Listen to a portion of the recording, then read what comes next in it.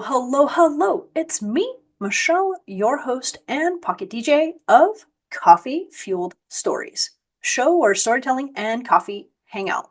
And today we have a very special guest. This is Chris Semtner with the Poe Museum in Richmond. He is the curator and he has his little friend Tibbs with us. And he is joining us for the first bonus episode of the season 5. And there's a very special reason that the curator of the Poe Museum is joining us. It is the 216th birthday of Edgar Allan Poe coming up, and it's the perfect time to talk with Chris. So, hello, welcome to the show. Oh, greetings. Thanks for having me. So, we have quite a few things to talk about. Poe's birthday celebration that you guys are having at the museum, your awesome book, which I thoroughly thank you so much for sharing with me. I would love to dive into that. And then also, I wanted to have you talk about the Poe Museum, what it does, the all of the facets and the excitement that comes with the Poe Museum. So, if you want to just jump in with any of those topics to get us started, that's totally cool. Okay, well, you only turned 216 once, so we're going to throw a sweet 16 party for Poe, and all of his friends are coming out, and we've already sold a lot of tickets online. We expect it to be a sellout before even the birthday comes around. And it's just a part of a month of Poe themed things we've been doing with different groups. Like we worked with Gallery 5 here in Richmond to do a Poe themed show, and they also hosted a talk about Poe and foster care because Poe was a foster child. Even Superman was a foster child. So they wanted to raise awareness of that, talking about Poe and what times were like back in his day. And for the birthday bash itself, we're going, I think, 6 straight hours. So it's going to be live music, performances, historical interpreters. It's going to be treats of all kinds. There'll be Haunts of Richmond, who's a ghost tour group, is going to be here. Pointing out they've done a few different paranormal investigations in the museum. So they're going to say, oh, yeah, there's a ghost over there, that sort of thing. And I'll be doing the curator's crypt where I take some things that aren't usually on display and show them to people.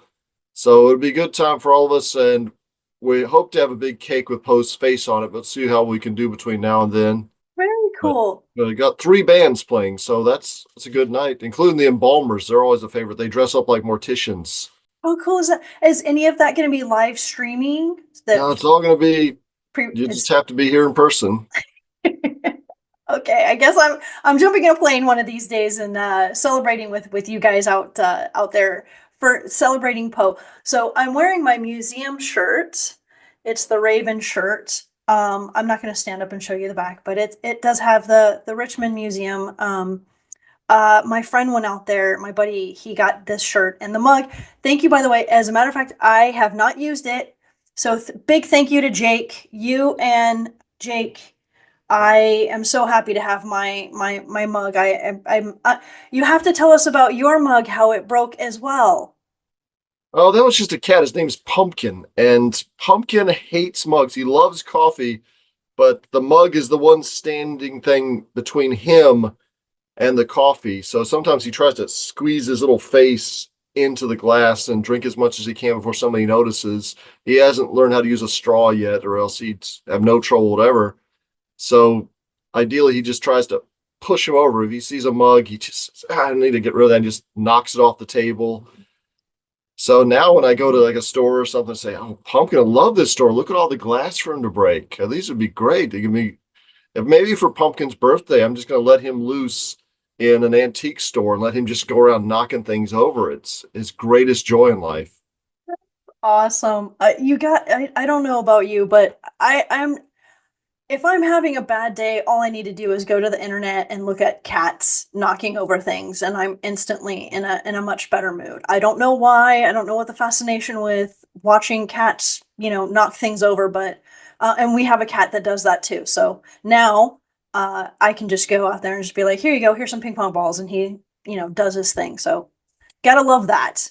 And now, cat. Edgar Allan Poe had a cat, Katerina. Yeah. And even as a kid, he had a cat called Tib. So that's why our little kitten's named Tib. Our other cat out here is named Edgar.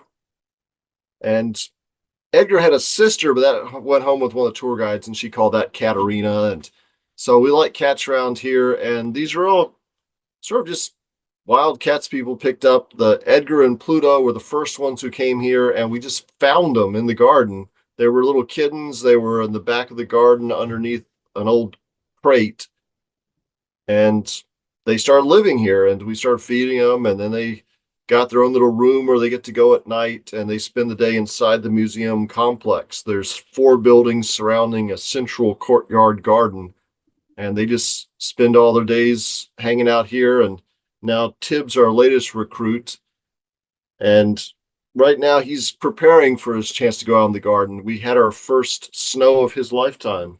Been the first snow in a few years, so he got to experience that for the first time. Aw, how cute Not a is fan. that? He's not. I don't know if you just heard our kitten. So a couple of questions for you, Chris. The museum itself. So is it, did Poe ever live in that building, or is this just a building that houses Poe artifacts for collectors and things? Poe didn't live in any of the buildings here on the complex. One of the buildings is made out of pieces from his childhood home that was 6 blocks down the street when it was about to be demolished back in 1926. The founders of the museum asked the owners, well, if you're going to tear it down anyway, can we have the pieces? So they took the staircase, mantles, woodwork, bricks, whatever they could, brought them down here and built one of our buildings out of it. And another one of our buildings is the oldest house still standing in Richmond, a landmark even during Poe's time, just this little stone house. So they said, we'll save that, make that part of the museum. Another building, it's a little bit newer. It's from the 1870s. So they made that part of the museum. And the central part of the whole complex is the Enchanted Garden. And it was inspired by Poe's poetry. This group called the Poe Foundation. They started way back in 1906. They were preparing for Poe's bicentennial in 1909, and they thought that Poe deserved a statue in Richmond. We had statues all over the place of Revolutionary War figures, Civil War figures. Everybody had a statue, but not Poe. And then the newspaper came out and said that, well, Poe wrote some nice poetry, but his character's unworthy of being remembered. And everything we've heard from the grandchildren of his foster father tells us that he was just a spoiled, ungrateful brat. And they just despised him. They didn't use the word brat, but they said he was guilty of the deepest ingratitude.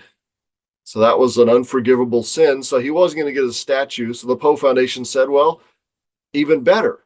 Let's build the International Poe Library, the one-stop shop for all things Poe. Instead of having to go, this is back in 1914, 1916, you'd have to go for Harvard to see this manuscript, and you'd have to go to Chicago to see another one. You have to go to the Morgan Library. You'd have to go back and forth to see all these different places. They wanted one place you could see as many Poe manuscripts, as many Poe first editions as possible, so you could really have a center for the study of Poe.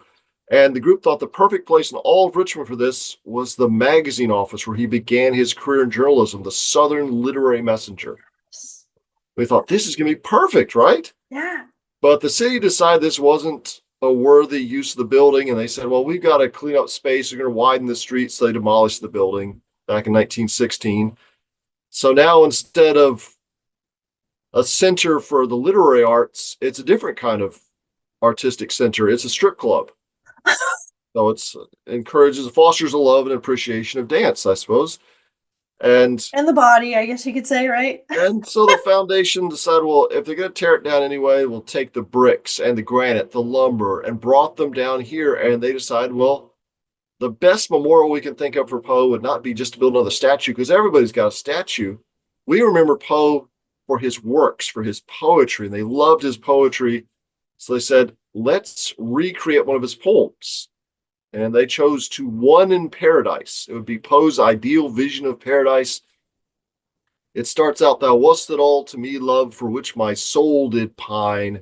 A green isle in the sea, love, a fountain and a shrine, all wreathed in fairy fruits and flowers, and all the flowers were mine. So you got a green isle, a fountain, a shrine, and because the poem said all the flowers are mine, they listed the different flowers and trees and shrubs that Poe mentioned in his poems and his stories, and try to plant as many there as they could. And that's really still today the center of the complex. So This is basically the same garden that Gertrude Stein would have seen when she visited back in the 1930s, or Salvador Dali when he visited in the 1940s. And we've maintained it over the years, those same old bricks, those same old pieces from the Southern Literary Messenger. And we've added to those pieces from his home in Greenwich Village that NYU tore down. We've added out there stones for the Ragged Mountain, which was where Poe said a story, A Tale of the Ragged Mountains. So anytime we have the opportunity to add to that garden embellishment, we do it with authentic pieces. And we still have ivy out there that was planted there in 1921, taken from Poe's mother's grave, and it's still growing out there. So we like those kind of little details, that these are sometimes not just pieces Poe mentions in his stories and poems, but also pieces from Poe places. That That really is gives you a tangible reminder that, yeah, he walked these streets and he wrote about this river, and some places he wrote about he never went to, but Richmond and New York and Charleston are all places that he knew and he wrote about. that is so cool. So in your book, you mentioned there's a swamp. That the place I can't I didn't write that one down, but as you were talking, I was like, there was the swamp, the dam swamp or something like that, or Oh, dismal the swamp, Dismal Swamp. the It's a dismal swamp. Virginia landmark. I mean, even Yeah, George Washington tried to drain that thing. So let's get rid of that giant swamp. And he couldn't do it. And it's still there today and still preserved. that's so And you can go out and crazy. take boat rides through the swamp. That's so cool. I learned so much in your book. I thought it was like reading a lot of about Poe over the years, and there for some reason I just really loved the way that you did the timeline of Poe's life and the stories. Like you open with his uncle Valentine and the horse riding story and the curls, like the little curls. Like I never, when I think of Edgar Allan Poe, I always think of him, of course, the infamous daguerreotype, and you open it with a 5-year-old Poe, and I thought that was like the coolest way to introduce Poe. Was there, did you intentionally start with his like story of his childhood? Was that like truly intentional? Yeah, I wanted to start out with his foundation, and we're talking about haunting Poe. So it's about Poe and the Victorian spiritualist movement and Poe and the paranormal. And we have different ideas of what the paranormal is, what ghosts are. Like if you look up in the sky and you see a bird and an airplane and a helicopter, they're all flying, but they're not the same thing. And today we have terms like, oh, that's residual haunting, that's a poltergeist. But in Poe's day, what did they think a ghost was? What did they think paranormal manifestations were? What did they think the other side was like? And how could you access it? There's a very big difference than somebody today walking around with, electromagnetic field detectors and infrared cameras versus somebody in Poe's day going into a trance and going into a mesmeric trance and say, well, that was the technology of Poe's day. That was the science of Poe's day. And they were trying to use it to find out, well, what is on the other side? So I wanted to tell the kind of ghost stories that Poe would have known in his childhood to start it, to give us a frame of reference for what he considered a ghost, because even the idea of a vampire, that's really different back then than what it is today. We've got the guy in the tuxedo and the cape now, but back then it was something very different. And Absolutely. it varies with regions. So I want to talk about the southeastern region and some of the traditions that Poe is aware of, not just Scottish and English traditions, because his family was Irish, his foster father was Scottish, his foster mother was of English heritage from Virginia, but also what about the Afro Caribbean traditions that were all around him? And how do those factor into it? Because Poe wasn't writing in a void, he was reflecting the world around him and transforming it sometimes. And sometimes, like in the case of the Walking Man, that was something he seemed to really incorporate into a story of the gold bug. I'm talking about is there was a hoodoo tradition, very different than voodoo, but a hoodoo tradition where you would put a beetle inside of a bottle and have a string on it. Whichever way the beetle walks, you turn the bottle that way, and it would lead you to a treasure. And in the gold bug, they try to find a treasure by tying a little string around a beetle and holding it from a tree through a skull's eye, and how are things feeding into each other? But yeah, I'd like to start with Poe's childhood because that really sets the stage. What were the ghost stories he knew? How did they inform him? Yeah, like your book was so informative. Like you said, starting out writing past the cemetery, and he's had and I love that you have the photos in there too. So it really gives you a sense of like in my particular case, I'm over out in the West Coast. Having these photos and seeing all of these places just kind of really helps seal more understanding of Poe and, as you were saying, like his time. And I really like how you took us into his story, talking about like the taverns that he went into when he was like in Philadelphia.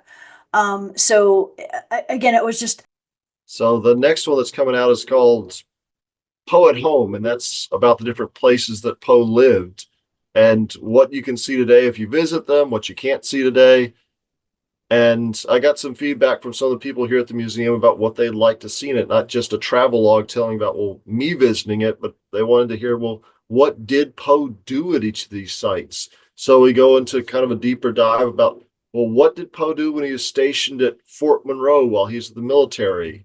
And what were his responsibilities there? What was his daily schedule like? And Fort Independence up in Boston.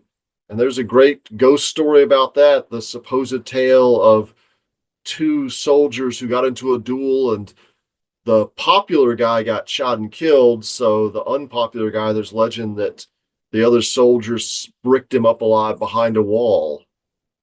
Completely false. That guy lived until 1860. So he lived another 30 years after that, or 40 years. But those are kind of legends that were sweeping around at the time. So we also got to talk about Poe's time at UVA. He's got a little dorm room there at the University of Virginia, and people see it every day, but they don't realize that in Poe's day, if you were sitting in his dorm room, had the front door open, you could smell the stench of decaying flesh from the anatomy lab across McCormick Road. Just across the street was the Jefferson's anatomy lab. Jefferson, when he designed the university, wanted to make sure that there was a building there for learning about dissecting bodies. Only in Poe's day, you couldn't just go out and find corpses. People weren't donating their bodies to science.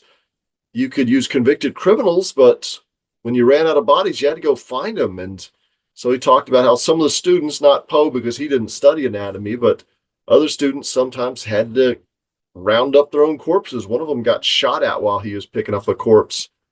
And it wasn't until after Poe left UVA that they finally built a separate building behind the anatomy lab to boil the bodies afterwards because they were creating such a stench on the West Lawn where he lived. And how did that factor into some of Poe's stories? He wrote stories about grave robbery, and even when you don't think it's a story about grave robbery, there's hints of it, like in The Fall of the House of Usher. The reason Roderick put his sister underneath the house in the basement, locked her up, wasn't because necessarily he knew she was alive, is because the doctors who'd been seeing her, he was worried they were going to steal the body afterwards and dissect it.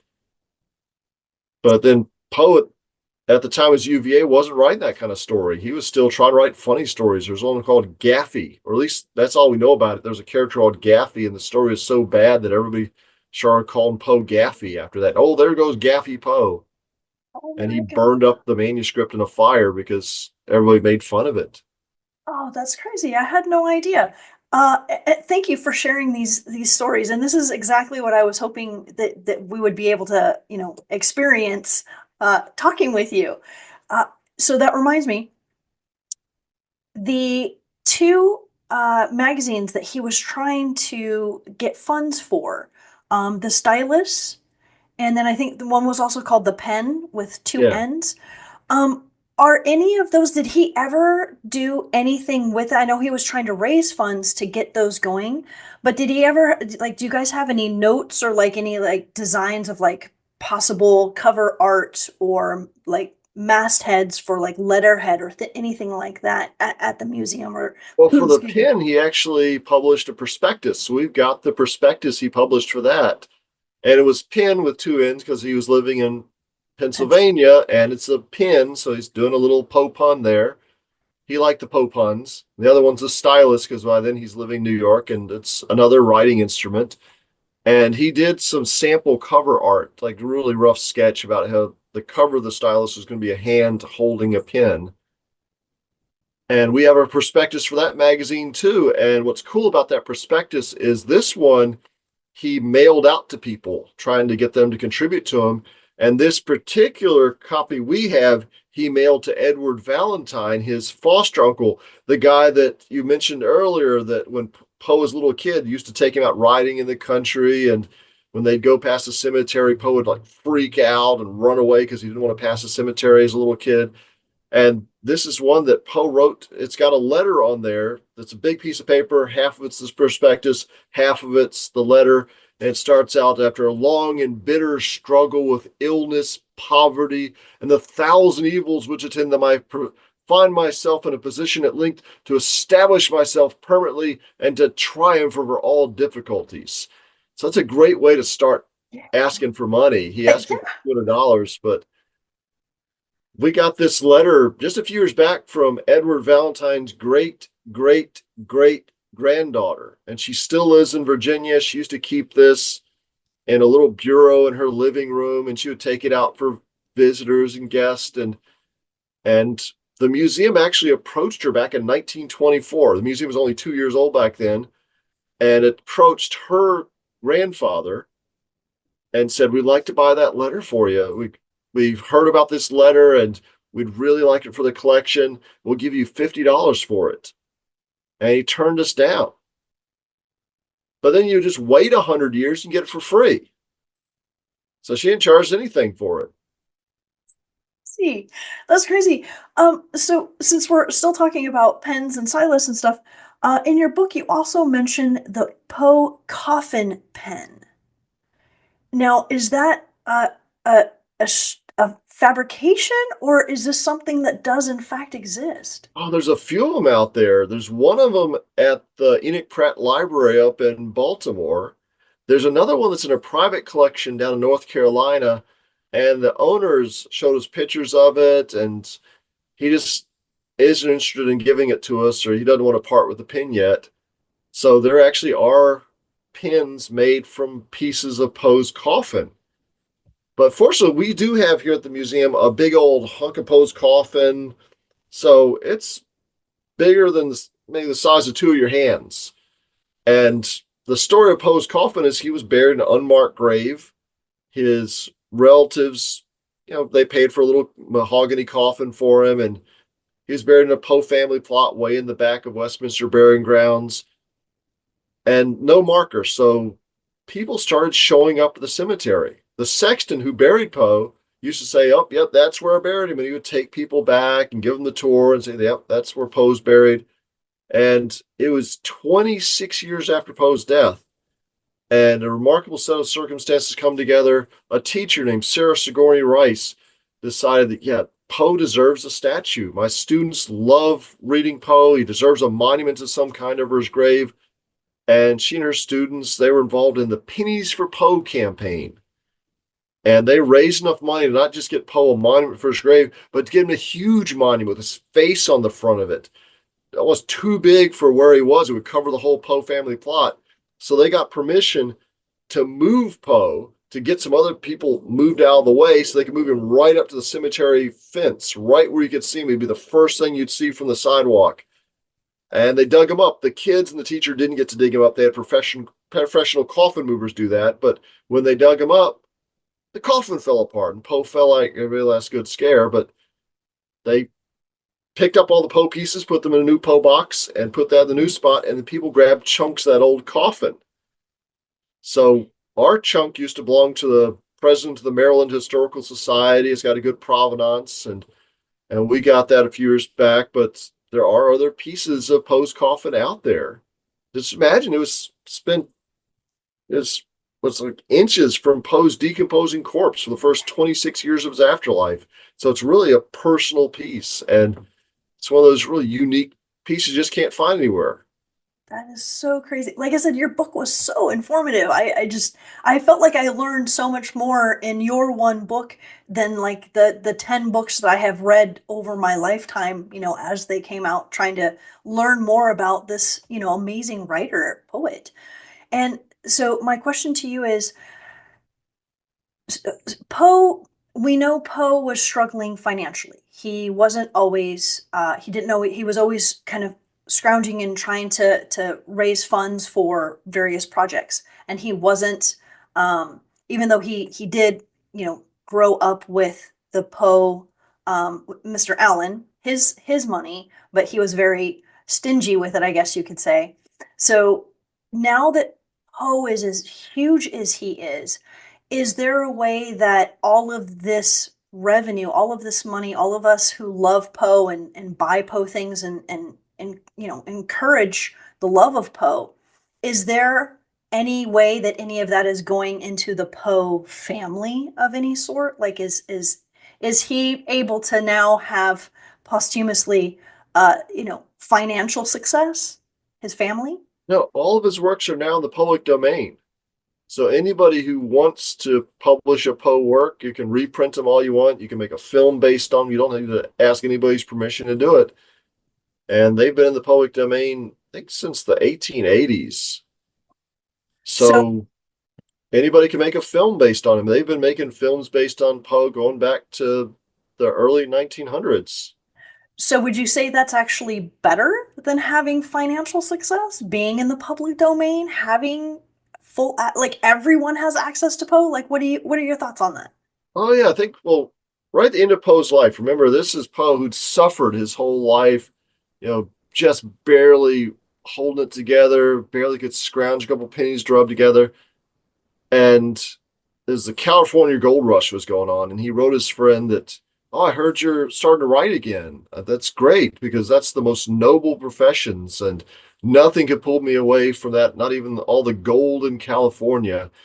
So imagine this is a guy who really suffered, sometimes on the brink of ruin, on the brink of starvation because he loved writing, but he said he wouldn't give it up for anything because it brought him the things that money can't buy, this appreciation of beauty, this fame.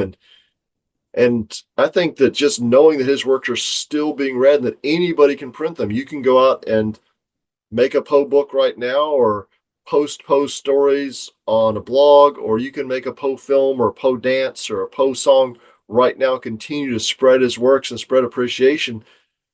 That would kind of be what would appeal to Poe at this point because money's not going to get him any good right now. That is so cool, and I'm so happy to know that that is in fact, like where we can celebrate Poe, if you will. But I wanted to ask you, you referenced Poe's Book of Shells, Conchology. Is that something that is still like does the museum have a copy of that? Is that something that can still we can find?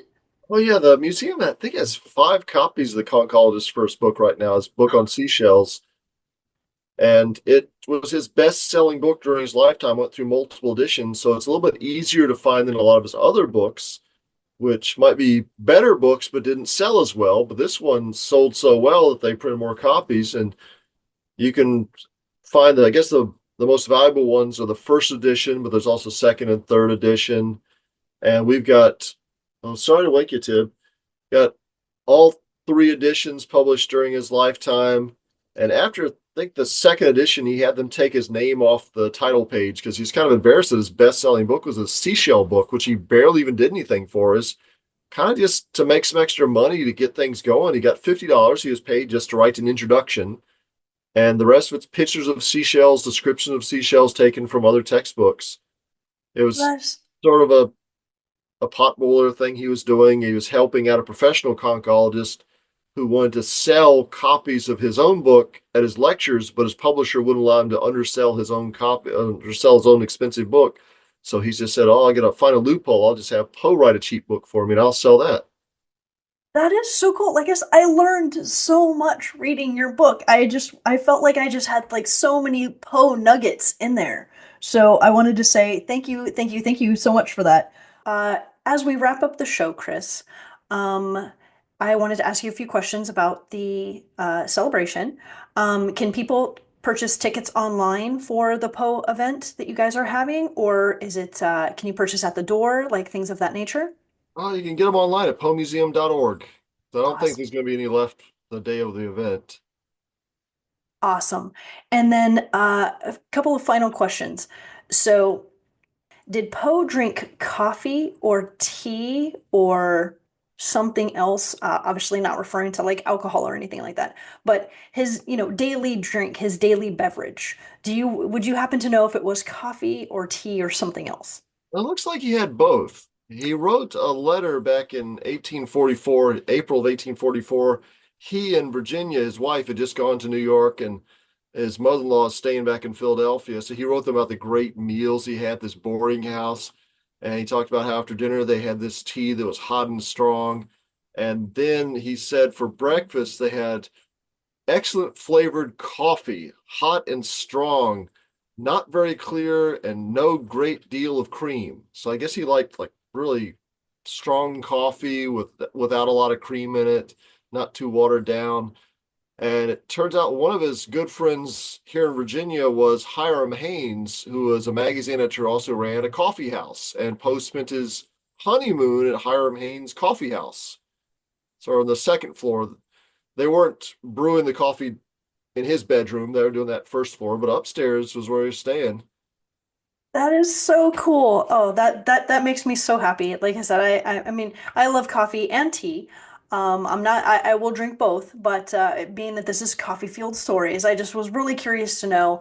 And now that I have the definitive answer, like again, I'm the being able to have the curator of the Poe Museum on the show, just like you have no idea. I seriously, my little 13-year-old heart is just I'm just beyond grateful Oh, and it's and my I pleasure. yeah, and so and then to be able to drink coffee in the Poe Museum mug here, I'm gonna turn it around so we can give you guys a nice big shout out visually there. Yes. So again, thank you for your time. Thank you for answering that very important Poe question regarding coffee. And then on a last note, the way that I end the show is with the saying, "Go forth and be magical." And I would love if you would sign us off with a "Go forth and be magical." Okay.